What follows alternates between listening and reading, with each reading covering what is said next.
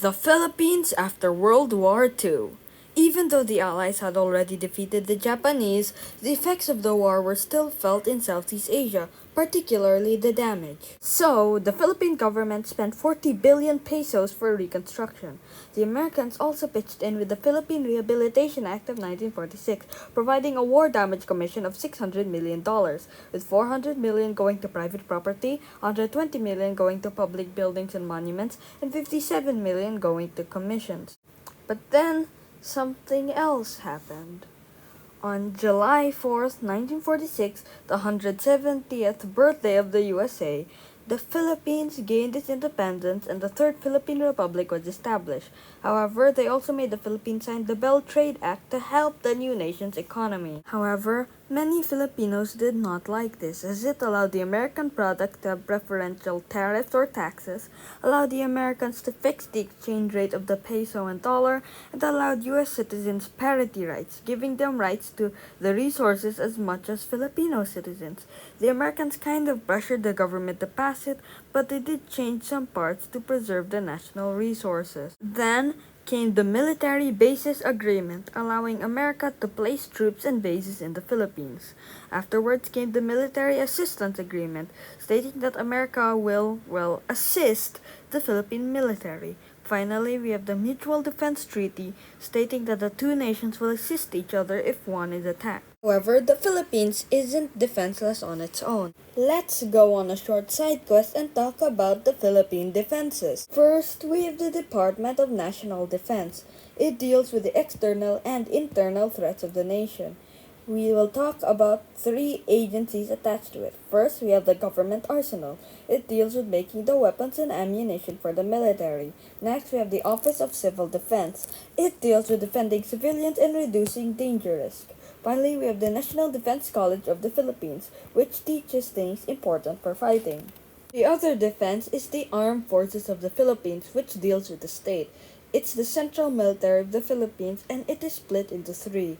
The Philippine Army fights on land, the Philippine Navy fights in the water, and the Philippine Air Force fights in the sky. There are also other security services like the Philippine National Police, the Philippine Coast Guard, and the Philippine Marine Corps. Finally, we will explore the presidents of the Third Philippine Republic. The first president is Manuel A. Rojas. He served from 1946 to 1948. He did many things to help balance the nation, like granting amnesty to collaborators of the Japanese, excluding those who are charged with murder, rape, or arson. Rojas also established the Rehabilitation Finance Corporation, which today is the Development Bank of the Philippines. However, two groups in Central Luzon began to oppose him. The first group is the Hukbong Bayan Laban sa Hapon, or the Hukbalahap. They originally fought against the Japanese, but after being arrested for suspected communism, they then fought against the Third Republic. Eventually, they got into politics, creating the second group, the Pambansang Kaisahan ng Magbubukid. Rojas was not a fan of the Hukbalahap, but before he could do much, he died of a heart attack on April 15, 1948. The next president is Elpidio R. Quirino, being the second president and serving from 1948 to 1953. He established the Bangko Sentral ng Pilipinas, the Social Security Commission, and the President's Action Committee on Social Amelioration. However, although he greatly helped the Filipinos, he also failed to fix the inequality of the land and wealth, causing the Huk Rebellion. First, Quirino and Hukbalahat came to an agreement for peace, but after Luis Tarok, the leader, declared Hukbalahap a communist group, Quirino sent Ramon Magsaysay to crush them.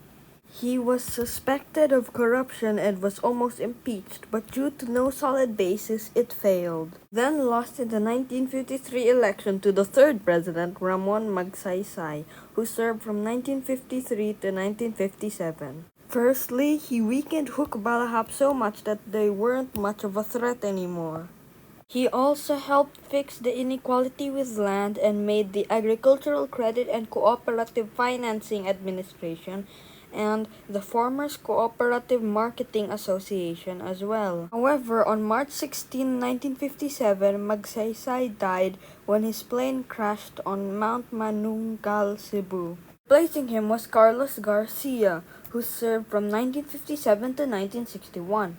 Firstly, he decided to strengthen relations with Asian nations like Japan.